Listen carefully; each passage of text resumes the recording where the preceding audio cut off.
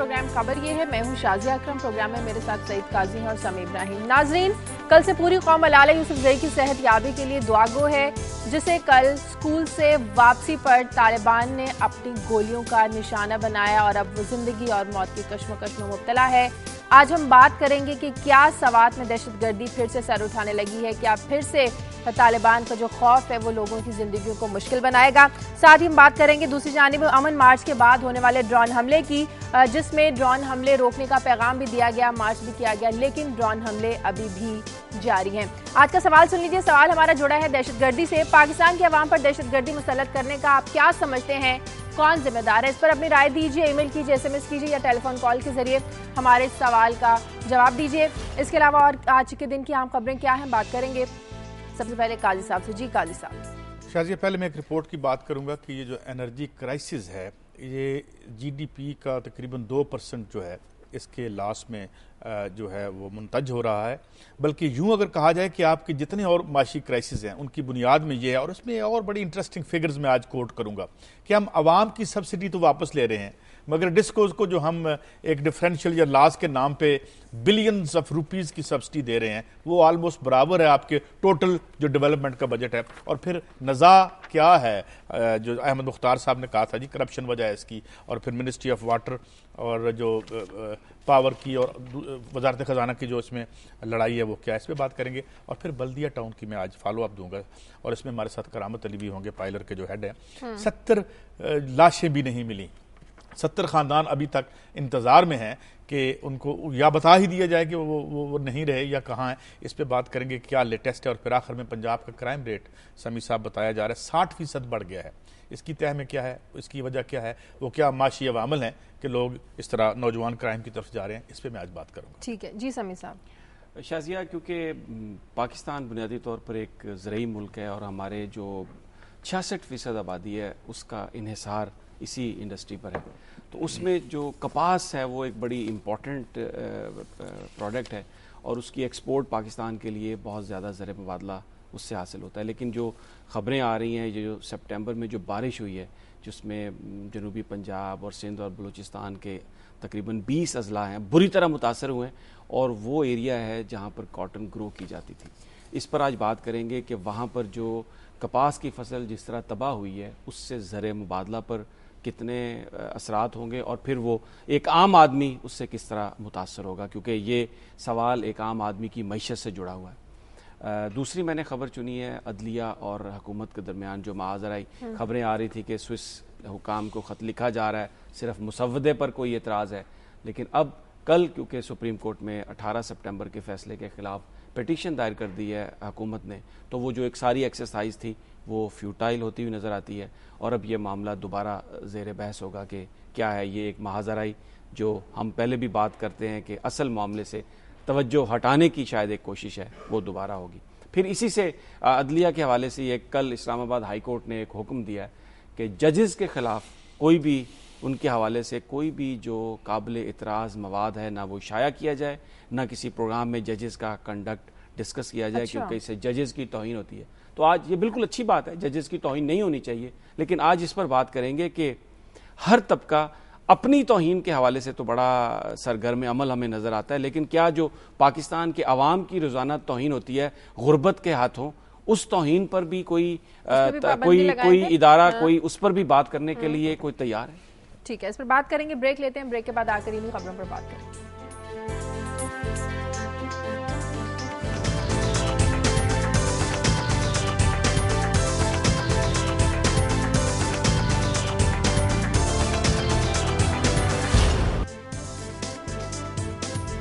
Break کے بعد خوش آمدید۔ پرامن سوات کا ایک افسوسناک واقعہ، ملالہ یوسفزئی کو سزا ملی وہاں پر امن کی بات کرنے کی، بچوں اور بچیوں کی تعلیم کے حوالے سے بات کرنے کی، اسے سزا دی گئی کہ وہ امن کا پیغام کیوں پھیلا رہی، اور آج وہی بچی جو پورے قوم کی بیٹی ہے آج زندگی اور موت کی کشمکش میں مبتلا ہے، اور پوری قوم دعا گو ہے، ہر جگہ آج دعائیں تقریبات ہوں گی کہ اللہ تعالیٰ ملالہ یوسفزئی کو صحت یابی عطا فرمائے۔ سمیع صاحب، کیا لگتا ہے کہ سوات میں ایک بار پھر سے دہشت گردی سر اٹھانے لگی ہے؟ بنیادی سوال ہے یہ، لیکن میں اس کی جو مجھے سمجھ آئی ہے یہ جو واقعہ ہے اس کی بڑی ایک سمبولک اہمیت بھی ہے۔ بیسیکلی ملالہ یوسفزئی نے کیا کیا تھا؟ کیوں اس کو پوری دنیا میں جانا گیا؟ اس لیے کہ جب وہاں پر انتہا پسندوں نے اسکولوں کو تباہ کرنا شروع کر دیا تھا، ان کا اسکول بھی تباہ ہو گیا تھا، تو اس بچی نے کیا کیا تھا پہلے یہ جاننا بہت ضروری ہے. یہ اپنے اس اسکول کا جو کھنڈر تھا جو تباہ کر دیا گیا تھا وہاں پر جا کر اس نے اپنی کتابیں لے کے پڑھنا شروع کیا. اس کو دیکھ کر دوسری لڑکیوں نے وہاں پر آنا شروع کیا، پھر اس نے ان کی کلاسز لینا شروع کی. بیسیکلی جو لوگ پاکستان کے قبائلی علاقوں میں، پاکستان کے پی کے پروونس میں اسکولوں کو برباد کر رہے ہیں، اسکولوں کو تباہ کر رہے ہیں، روزانہ آپ خبریں سنتے ہیں، اس کے خلاف اس نے یہ آواز اٹھائی کہ تم جس تعلیم کو کہتے ہو کہ ہم حاصل نہ کریں یہ ہمارا حق ہے اور ہم تعلیم حاصل کریں گے. تو ایک اس کی سمبولک اس کی اہمیت کر بھی نہیں جائیں گے، بالکل سامنے جا کے اس نے ان کو للکارا. تو اب یہ جو اس کو جو ٹارگٹ کیا گیا، جس طرح سے سرکٹ ہاؤس کے باہر شریف آباد میں گورا میں آ کے پوچھا کچھ لوگوں نے کہ ملالہ یوسفزئی کون ہے، انہوں نے جو اس کے ساتھ جو لڑکیاں تھیں وہ بولا نہیں، انہوں نے جب اس کی طرف دیکھا تو انہوں نے اس کو گولیاں ماری. ڈرائیور نے کہا کہ اسکول سے جا کے یہ بیسیکلی دیکھیں، یہ ایک جن لوگوں نے یہ حملہ کیا ہے وہ ایک خوف اور ٹیرر کی جو فضا ہے اس علاقے میں دوبارہ، نہ صرف اس علاقے میں بلکہ پورے پاکستان میں، یہ ایک جنگ ہے. یہ میں اس کی ایک جو سائیڈ ہے اس پوری، اس میں اور بھی بہت ساری ہوں گی لیکن وہ بات کرنا چاہ رہا ہوں کہ یہ ایک انہوں نے میسج دیا ان طاقتوں نے کہ ہم تعلیم کے خلاف ہیں اور اسی لیے ملالہ یوسفزئی کو اٹیک کیا گیا. میرا صرف ایک سوال ہے یہاں پر آج، بڑا اچھا تھا امن مارچ ڈرون حملوں کے خلاف، بڑا اچھا ہے کہ ہم اگر کوئی کہیں بھی بے گناہ آدمی ہو اس کو مارا جائے تو ہم اس پر احتجاج کرتے ہیں، لیکن میرا یہ سوال ہے کہ مذہب کے نام پر ملیٹنسی پھیلانے والے، کیا ان کے خلاف بھی کوئی مارچ کرے گا؟ بالکل، کیا ان کے خلاف مارچ کرنے کی ضرورت نہیں ہے؟ آپ کو بات، میرا نہیں خیال کہ اس ساری چیز کا کوئی مذہب سے اتنا لینا دینا ہے. اس کو ٹارگٹ اس لیے کیا گیا کہ یہ اسی سازش کا حصہ ہے کہ جس میں مذہب کے خلاف جنگ کو بپا اور جاری رکھنے کی ایک یہ بات ہے. جس طرح سمیع صاحب سے اس حد تک میں اتفاق کرتا ہوں کہ اس کی ایک سمبولک پوزیشن ہے.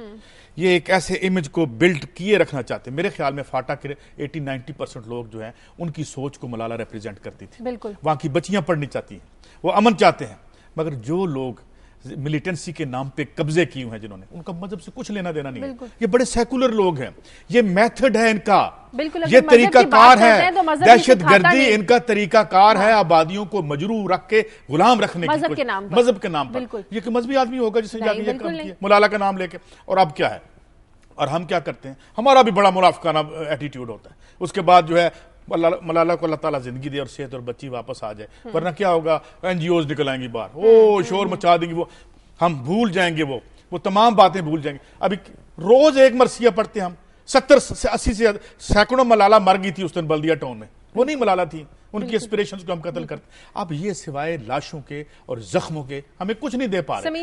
اور سب سے اہم بات میں جو دوبارہ ری انفورس کرنا چاہتا ہوں کہ یہ ملیٹنسی کو ایک جھگڑا، نزاع اور ریئل ایشو بنا کے زندہ رکھنے کی سازش ہے، اور یہ اسی لیے کیا گیا ہے. سمین جان ہمارے ساتھ نمائندے موجود ہیں ہمارے ساتھ سوات سے. سمین، سوات میں اس وقت کیا صورتحال ہے؟ جس جگہ بچی کو مارا گیا، کیا طالبان کا جو خوف تھا وہ پھر سے لوگ اسے ڈرنے لگے ہیں؟ صورتحال کیا ہے اس علاقے کی؟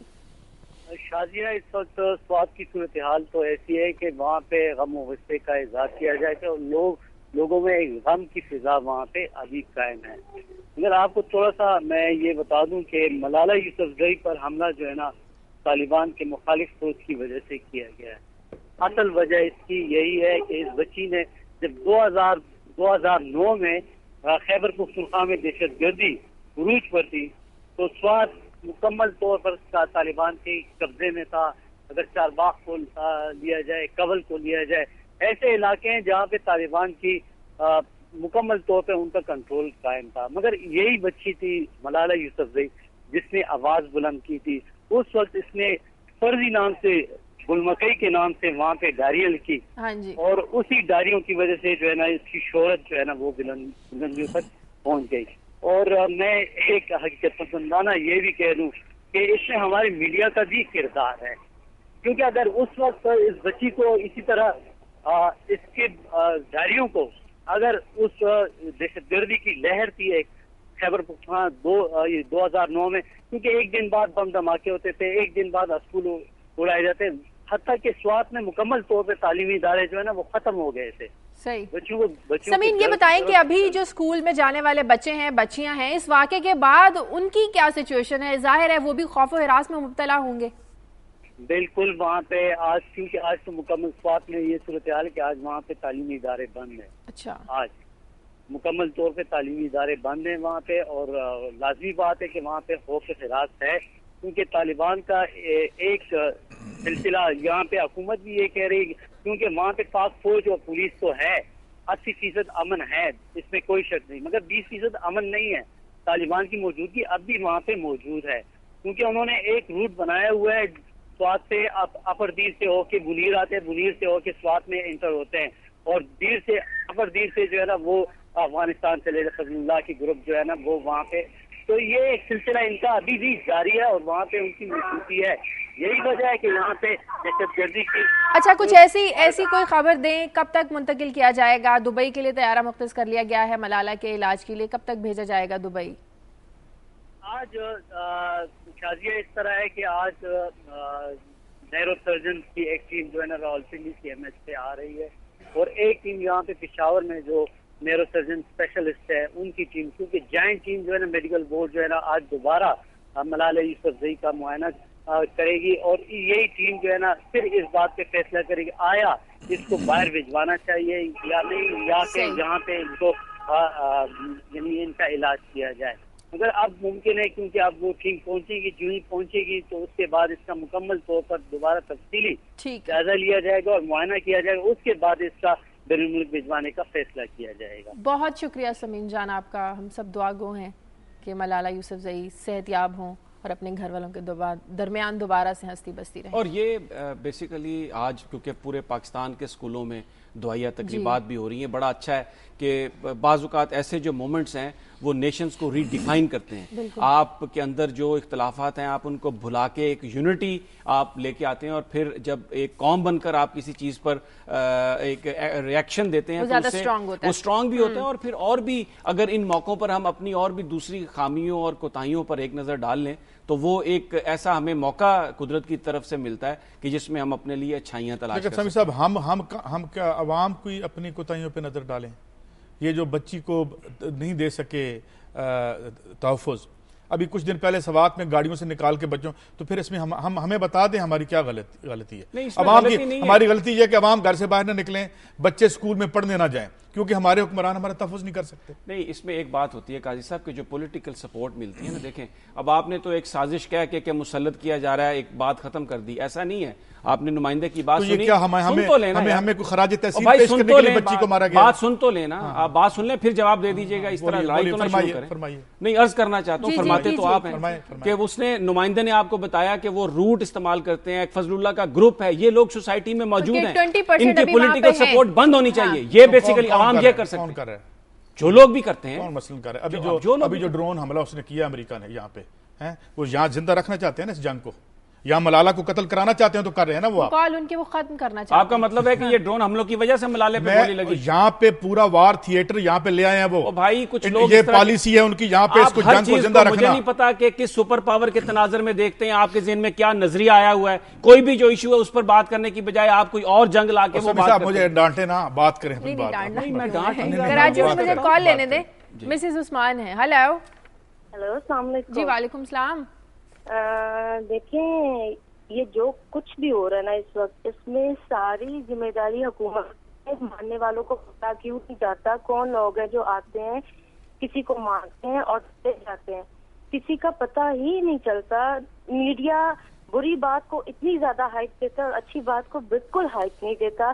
عمران خان کے جلسوں کا بالکل کچھ نہیں بتایا، کچھ نہیں کیا، کیونکہ اب عمران خان کا جلسہ کامیاب ہو گیا تھا، ان کو پتا تھا کہ وہ صحیح جا رہا ہے، اس لیے انہوں نے ایک کیا کہ ہم تو امریکہ صحیح ہے کیونکہ طالبان کو مارنا بڑا ضروری ہے، اگر نہیں ماریں گے تو بچیوں کو مارے گا.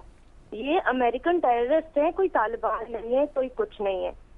یہ چاہتے ہیں کہ وہاں پہ ڈرام ہمیں چلتے رہیں، سب کچھ ہوتا رہے. پلیز آپ اس پہ بات کریں، کوئی ہمارے بڑے خود ایکشن لیں کہ یہ کیا ہو رہا ہے کیا نہیں. لوگوں کے بس کی کوئی بات نہیں ہے. ٹھیک ہے، شکریہ آپ کا. یہ انہوں نے جو بات کی ہے نا، اگر مجھے آپ اجازت دیں، یہ بات صحیح ہے کہ اس میں یہ کنسپریسی بھی ہو سکتی ہے کہ جو نامعلوم آدمی آئے جنہوں نے گولیاں ماری، لیکن یہ کنسپریسی اس وقت ختم ہو جاتی ہے جب ایک طالبان کا جو نمائندہ ہے وہ ذمہ داری قبول کر رہا ہے. میں یہ ان کی بات مان لیتا کہ یہ کسی बैरूनी कुव्वत ने किया है आके हाँ। सब कुछ, लेकिन जब जो तहरीक तालिबान का अपना नुमाइंदा, नॉन नुमाइंदा जो जर्नलिस्टों से बात करता है, वो ये कहता है कि जनाब हम इसको फिर मारेंगे, तो फिर तो ये कुछ लोगों की सोच है ना, अब हम अपनी हर बुराई, हर खामी जो है वो जी अमेरिका ने ये कर दिया, वो जी रूस ने ये कर दिया, वो चीन ने ये कर दिया, अपनी सफ़ों पे देखना है। अमेरिका ने यहाँ दहशतगर्दी राइज नहीं की, ओसामा बिन लादेन को उसने रिक्रूट नहीं किया था, यहाँ पे उसने जो जिहादी तंजीमों को पैसे नहीं दिए थे, मान लेते हैं पैसे, मान लेते हैं आपकी बात। शुमाइला है रहीम यार खान से। हेलो अस्सलाम वालेकुम। जी वालेकुम सलाम। एक तो इस चीज का कल का बड़ा दुख हुआ है कि अब तो हमारे बच्चे भी यहाँ महफूज नहीं है, और दूसरा प्लीज ये मेरी बात थोड़ी पूरी सुन लीजिएगा, क्योंकि इसका मुझे ना जवाब भी चाहिए।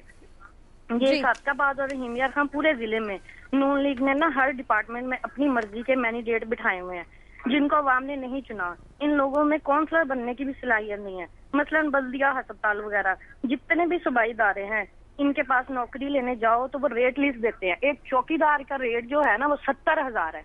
अब यहाँ कौन लेने जाएगा नौकरी इनसे?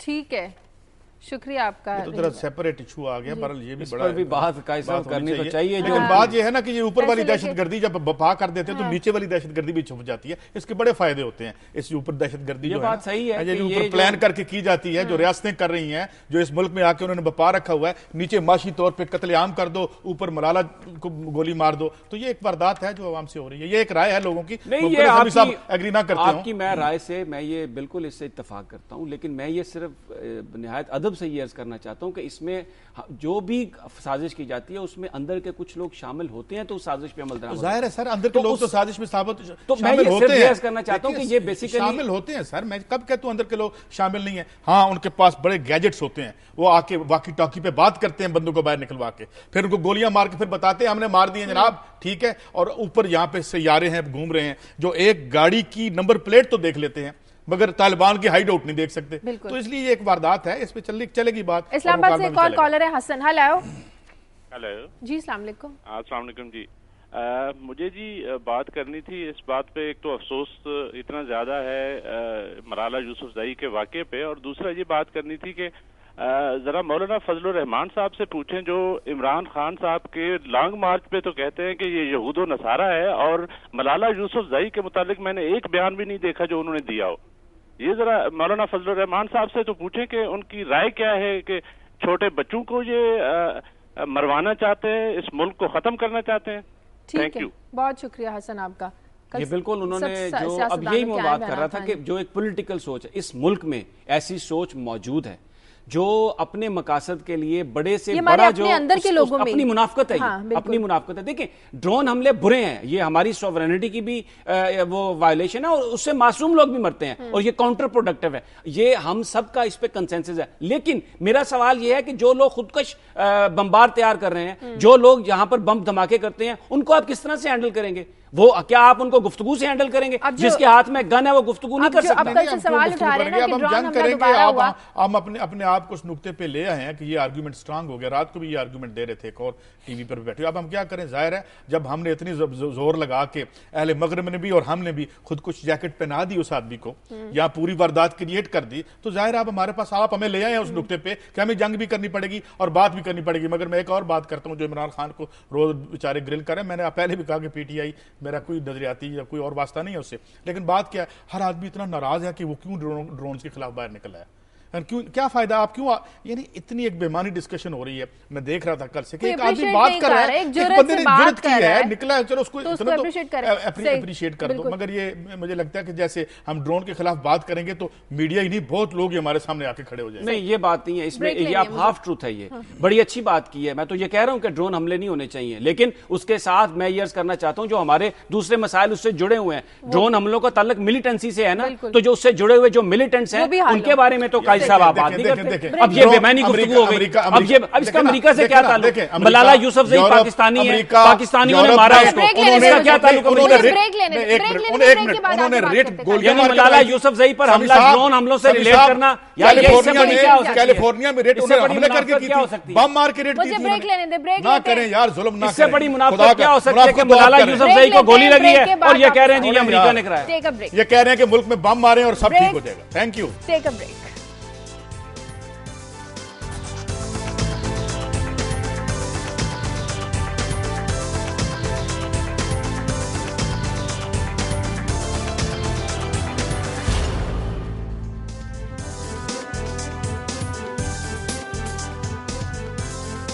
ब्रेक के बाद खुशामदीद। इकराम कॉलर हैं फैसलाबाद से। हेलो हेलो,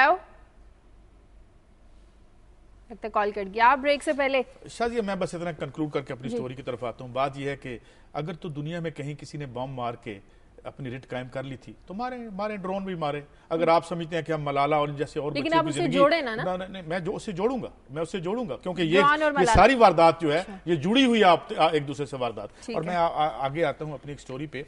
ये मैंने बल्दिया टाउन की स्टोरी आपके सामने की और उसके साथ हमारे साथ करामत साहब होंगे जो कि पायलर के हेड भी, अगर हम देखें अगर उन्होंने उसमें ये बताया गया है, और उससे पहले भी मेरे पास ये रिपोर्ट आई थी शाजिया कि 70 के करीब ऐसी फैमिलीज हैं जिनको अभी तक लाशें नहीं मिली उनकी, और ना ही नामो निशान कोई मिला है, ना ही उनके कोई आज़ाब मिले हैं, और वो अभी तक इंतजार में बैठे हुए हैं।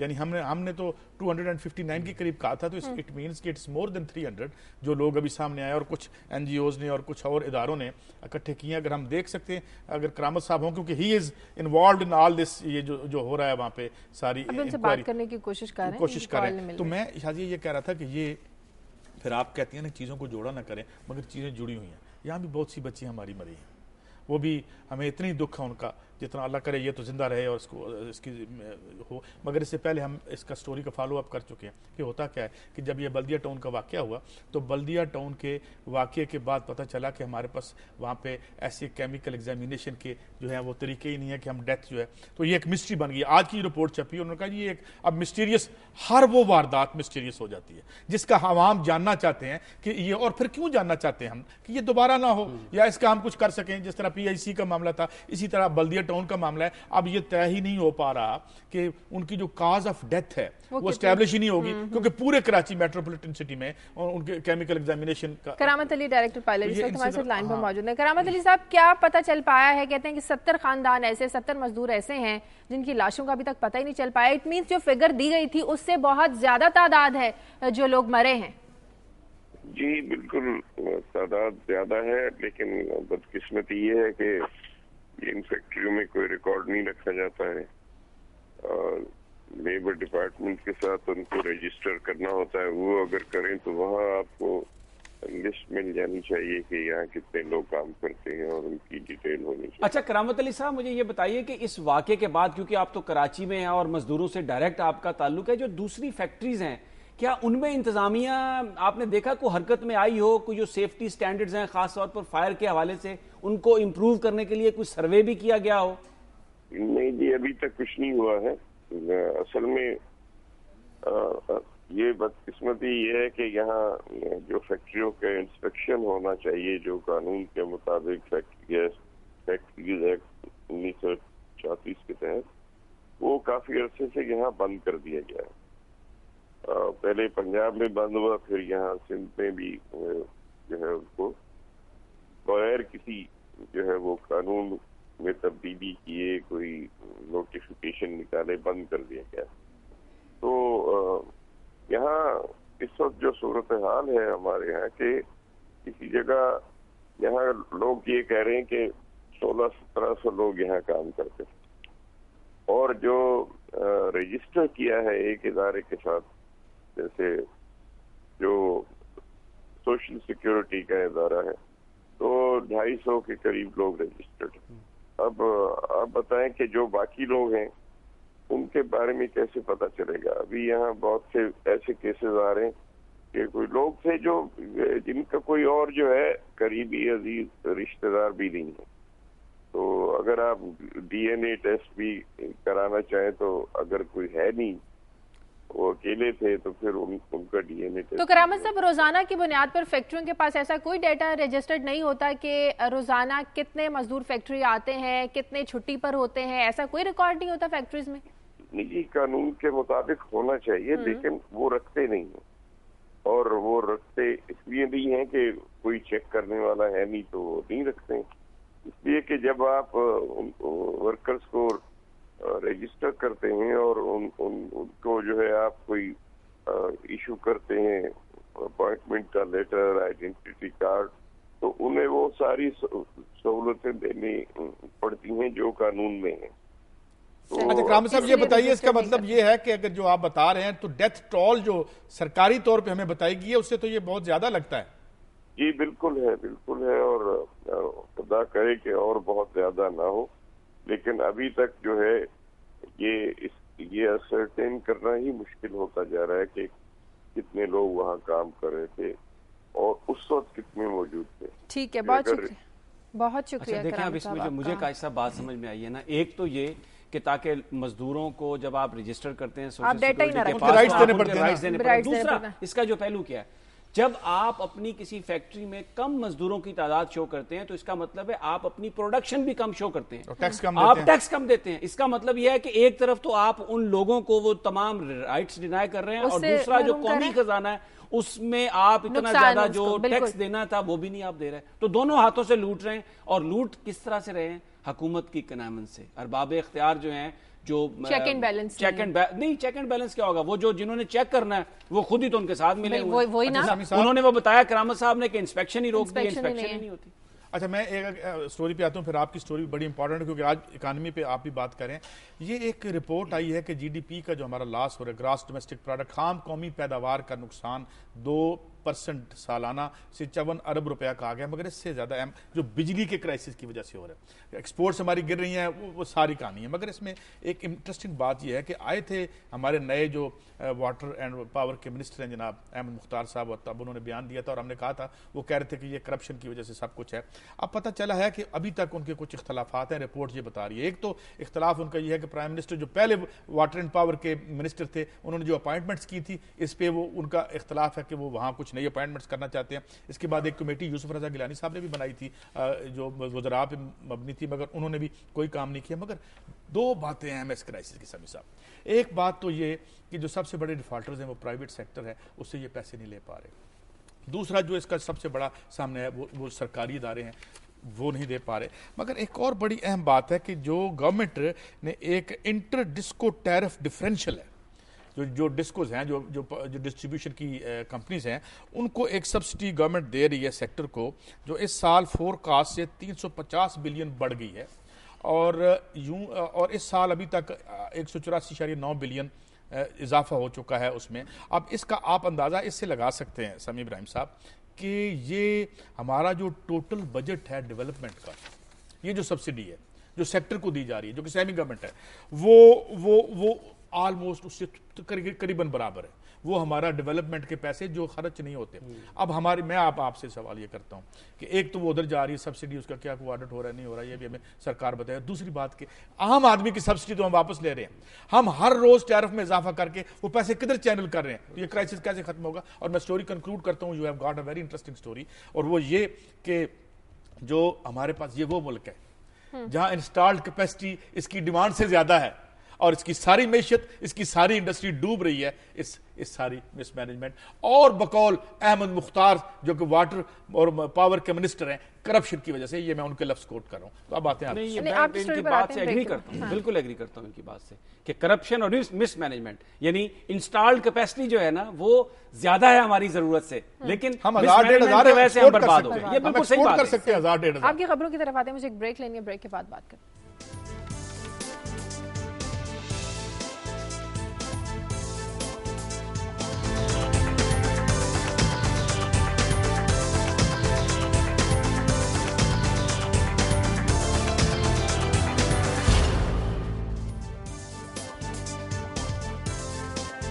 بریک کے بعد خوش آمدید. فیصل آباد سے کالر ہیں احمد. ہیلو. السلام علیکم. جی السلام علیکم. جی میم کیا حال چال ہے؟ ٹھیک ہے جی اللہ کا شکر. یہ مجھے یہ ملالہ یوسفزئی پہ بات کرنی ہے. دیکھو یہ ہمارے ملک کا اتنا بڑا سرمایہ ہے کہ اب یقین کرے کہ میرا دل رو رہا ہے اس ٹائم. دیکھیں ہمارا جو پاکستان اتنا پیارا وطن تھا، یہ ان حکمرانوں نے آگے بیڑا غرق کر دیا. ہمارے ملک پہ اوپر خون کے بادل ہیں، اتنی گرد ہے یہ خون کے بادل میں کہوں گا، جو بیچ میں ستارے جگمگا رہے ہیں. یہ ذلیل انسان، میں پتہ نہیں کیا کچھ کہنا چاہ رہا ہوں، لیکن میں لائیو آ رہا ہوں، میں کچھ کہہ نہیں پا رہا ہوں. یہ نوچ رہے ہیں ہمارے ملک کے جتنے ستارے ہیں نا. میرا خیال ہے یہ ایک دن آئے گا یہ ستارے سبھی نوچ کے کھا جائیں گے. پتہ نہیں کیا کریں گے. میرا دل اتنا رو رہا ہے. یہ حکمران اپنے بس ایک بیان دیں گے. یہ میاں نواز شریف صاحب نے کہا ہے، یہ انہوں نے کہا ہے، یہ انہوں نے کہا ہے. یہ پھر وہی پاکستان کا، یہ وہی ملک ہے جو ہم زمین پہ ہم لوگوں کو یہ ذلیل کریں گے. اور یہ ہمارے جب یہ پتہ نہیں میں کچھ کہنا نہیں پا، پتہ नहीं मैं क्या ठीक, बहुत शुक्रिया। पूरी कौम के इस वक्त यही जज्बात हैं। एक और कॉलर है नदीम कराची से। हेलो। वालेकुम। वालेकुम सलाम। नदीम बात कर रहा हूँ कराची से। जी जी।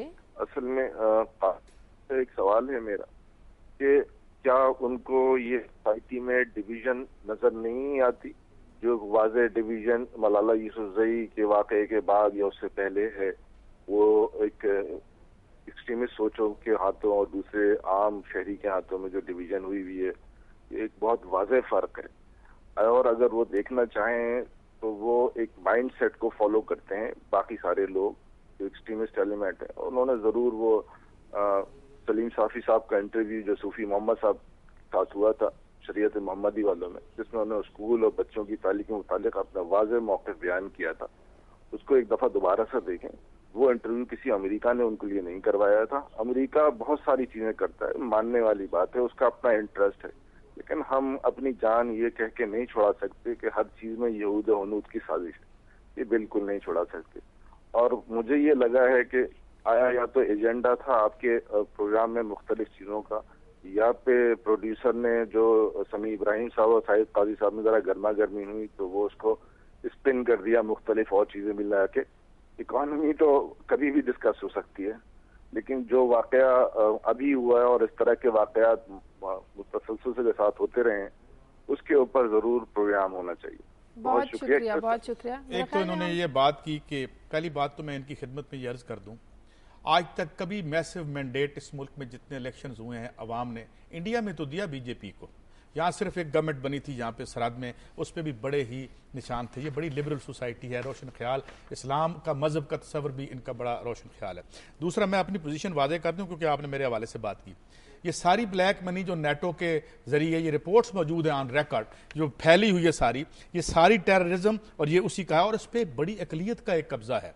इस मुल्क के अवाम जो हैं उनका इससे कुछ लेना देना नहीं है, और इनको कभी भी मैंडेट, अगर नवाज शरीफ को मिला तो वो तालिबान नहीं है, उनको वोट दिया मिडिल क्लास के, उनको पीपल्स पार्टी को दिया इस मुल्क में कभी भी। और बाकी जो आए ज्यादातर के बारे में ये कहा जाता है कि वो एजेंसियों के जरिए आते हैं। इवन MMA की गवर्नमेंट के बारे में भी एक नुक्ता नज़र ये मौजूद था। तो मैं ये कह रहा हूं कि ये इस एक अकलियत का नुक्ता नज़र जरूर हो सकता है, कुछ मखबूतुल हवास लोगों का या पागल लोगों का जो बच्चों को मारते हैं, लेकिन इसकी कोई सोशल बेस नहीं है। ये एक ऐसा नजरिया नहीं है कि वो आए इलेक्शन जीते और यहाँ जो हमारे साथ वो करना चाहते हैं, और ये मौजूद रहेगा जब तक ये वॉर थिएटर यहाँ से ट्रांसफर नहीं होता, जो इराक से अफगानिस्तान लाया गया और अब अफगानिस्तान से पाकिस्तान लाया जा रहा है। मेरी सिर्फ इतनी राय है। सभी सब आपकी खबरों की तरफ आते हैं। मैं अपनी खबर पर तो आऊंगा, लेकिन कॉलर ने जो पहले बात की है ना, थोड़ा सा उस पर काजी साहब की अक्सर बात ठीक है, लेकिन जो कॉलर ने ये बात कही है ना कि सोसाइटी में डिवीजन है, वो बिल्कुल मौजूद है। और ये बात भी सही है कि पाकिस्तान के जो लोग हैं अक्सरियत की सोच इंतहा पसंदाना नहीं है, लेकिन मजहब अगर हम हिस्ट्री को देखें तो कुछ लोगों ने उसको एक्सप्लॉइट किया है। मिसाल के तौर पे जब 77 में एक वो तहरीक चली थी, तो उस वक्त भले वो किसी एजेंसी ने वो सारी बनवाई थी, एक लिबरल गवर्नमेंट को हटाना, रूस के खिलाफ मजहब को इस्तेमाल नहीं किया अमेरिका ने, वेस्ट ने मजहब को, क्या रूस की जो कोल्ड वार थी मजहब को किसने इस्तेमाल किया? देखिए हर चीज रूस वेस्ट ने नहीं किया। देखिए बात सुने, यहाँ पे जब वार थिएटर ये सारा जो आप कीजिएगा बात, यहाँ पे क्या हुआ, जो 80s में जो 76 के 78 के इनकलाब के बाद यहाँ जो मजहब को किसने पैसे दिए आके इन लोगों को? देखिए सारा कुछ लोग ऐसे हैं, एक ऐसी सोच मौजूद है जो मजहब के मुताबिक अपनी जिंदगी उसामा बिन लादेन को कौन लाया था यहाँ पे? काजी साहब वेस्ट नहीं लेके आया। काजी साहब बात सुने, अब ये मगरमच्छ के आंसू बहा रहे हैं। नहीं मगरमच्छ के आंसू नहीं बहा रहे, लेकिन वो जो कॉलर ने आज भी डांडे ढूंढेंगे तो वैसे निकल आएंगे। बात कर लेते, लेकिन इंतहापसंदी का एलिमेंट तो यहाँ मौजूद है ना। कुछ लोग इस्लाम के नाम पर जिस तरह भाई आप उनको रेजिमेंटेशन करेंगे, उनको पैसे देंगे, आप उनके हाथ में बंदूक पकड़ाएंगे, ठीक है, उनको मस्जिद से निकाल के उनको बम बनाना सिखाएंगे, यहाँ पे आप सारा, तो उसका क्या नतीजा निकलेगा? भी कोई शक नहीं। अच्छा अब काजी साहब थोड़े फिर खफा हो जाते हैं, फिर कहते हैं मुझे डांट रहे हैं। मैं सिंपल ये अर्ज करना चाहता हूँ मेरे भाई کہ اس ساری چیز کو صرف امریکہ اور یہود کے تناظر میں مت دیکھیں. کون دیکھ رہا ہے؟ آپ دیکھ رہے ہیں. ہمارے اپنے اندر بھی ایسے یہ ابھی سارا آپ نے امریکہ ریجمنٹیشن آپ مجھے بتائیں اور وہ سارا 60 میں یہ پالیسی نہیں تھی اسلامک فنڈامنٹلزم کو کولڈ وار میں یہود کو چھوڑیں. میں تو ہمارے اپنے اندر ہی ایسے بہت سے لوگ موجود ہیں. آپ مجھے پینٹ کر رہے ہیں. دیکھیں آپ امریکن ہر چیز کو آپ کہہ رہے ہیں کہ امریکن امپیریلزم کو ڈیفینڈ کرنا ہے تو اگلے کو یہودی کہہ دو. یہ بڑی پرانی کھیل ہمارے اپنے اندر بعد میں یہ کہہ رہا ہوں کہ آپ کی ویسٹ کی پالیسیاں تھیں. آپ صوفی محمد کا انٹرویو پڑھ لیں. آپ صوفی محمد کے خلاف ہیں, وہ تو آپ نے پیدا کیے ہیں, آپ کے ویسٹ نے پیدا کیے ہیں. اسامہ بن لادن کو یہاں پہ آپ لے کے آئے تھے. آپ اس لیے کہہ رہا ہوں کہ آپ ان کی نمائندگی کر رہے ہیں. کون نمائندگی نہیں کر رہا. اب اس لیول پہ پہنچ جاتے ہیں کہ پھر آپ مجھے بتائیں. نہیں آپ مجھے بتائیں ویسٹ نے لے کے. چلے میں دوسری خبر پہ آ جاتا ہوں. آپ اس پہ بات ہی نہیں, ریشنلی بات ہی کرنے کے لیے تیار. آپ ریشنلی کر رہے ہیں. آپ ریشنلی کر رہے ہیں. آپ کہہ رہے ہیں کہ ملیٹنسی اور فنڈامنٹلزم سے یہ کہہ رہے ہیں ویسٹ کا کوئی لینا دینا نہیں. قاضی صاحب میں یہ نہیں کہہ رہا, یہ یہود و نصارہ کی بات ہی نہیں ہے, یہ مال کی بات ہے. لیکن ان کا کہنے کا مطلب یہ کہ ہر ایشو کو امریکہ اور روس سے جوڑ دینا. میں یہ نہیں کہہ رہا, میں ہر ایشو کو نہیں جوڑ رہا. اچھا یہ آپ مجھے بتا دیں یہاں پہ ملیٹنسی اور فنڈامنٹلزم امریکہ اور ویسٹ نے کریٹ نہیں کیا. اگر روس افغانستان میں فوجیں نہیں لے کے یار اس کو گولی مارے, روس مر گیا. روس کہاں مر گیا, کہاں مر گیا؟ سوویت یونین ختم ہو گیا. آپ تو بلبلا جاتے ہیں اس بات پہ. اچھا ہوا مر گیا. میں اچھا ہوا یا برا ہوا. اگر افغانستان میں روس نہیں آتا تو جہاد ہوتا. یار بات سنیں نا, روس سے 6 مہینے پہلے امریکہ یہاں آیا تھا. یہ جو سارا اسامہ بن لادن اور یہ جو سارا جہاد ہے, اگر روس افغانستان میں نہ بات نہیں کریں گے ویسٹرن امپیریلزم کے خلاف, خدا کی قسم جان دے دیں گے یہاں پہ بیٹھے. کوئی جان نہیں دے گا کوئی کسی کی. میں کہتا ہوں روس نے غلط کیا, لیکن اس سے 6 مہینے پہلے امریکہ آیا. یہ نہیں مانتے. نہیں میں کہتا ہوں کہ روس نے بھی غلط کیا, امریکہ نے بھی غلط کیا. امریکہ نے بھی غلط کیا, امریکہ نے بھی غلط کیا. اپنے ملک کے اندر ہے کہ اپنے یہ بات ہے. پرابلم یہ ہے کہ وہ جو کالر نے بات کہی, اگر آپ بیماری کو نہیں پکڑیں گے, اگر آپ تشخیص نہیں کریں گے تو آج علاج کیسے کریں گے؟ تو آپ کا مطلب ہے یہاں پہ جتنے بھی پرابلمز ہیں سب اس سے جڑے ہیں. میں یہ نہیں کہہ رہا, میں صرف اتنی بات کر رہا ہوں کہ یہاں پہ جو ڈرون حملے ہیں, یہاں پہ امریکہ 1,40,000 یہ امریکہ فوبیا کا شکار ہے اور کچھ نہیں ہے. یہ اپنی خامیاں اور اپنی کمزوریاں جو ہیں نہیں میں ڈیفینڈ نہیں کرتا. امریکہ کے میں بتاتا ہوں کہ غلطی عراق میں فوج کشی کی وہ ٹھیک تھی, غلط تھی. افغانستان پہ ٹھیک تھی, غلط تھی. اس کے نتیجے میں آپ کا ملک جہنم بن گیا. تو میں اگر یہ کہتا ہوں کہ گناہ کر رہا ہوں, نہیں ہم تو یہ کہہ رہے غلط ہے. لیکن آپ کے فوج کون لے کے آئے؟ ہم امریکہ فوج لے کے گئے. او بھائی آپ ہر چیز عراق میں ہم لے کے گئے. امریکہ ہر چیز مجھے بتائیں نا, میں مجھے یہ بتائیں کہ ہر چیز کو گولی مارے. عراق میں فوج وہ آئے, ہم عراق کو ٹھیک ہے, پاکستان ابھی ہم ڈسکس نہیں کر رہے کرتے, صدقے واری جا رہے ہوتے ہیں آپ اپنے. خیر ہے, مجھے پتا آپ اپنی خبروں پہ صدقے واری جائیں. اس سے بات میں اب کیا کروں, بڑے خفا ہو جاتے ہیں. میں تو ہنس رہا ہوں بھائی.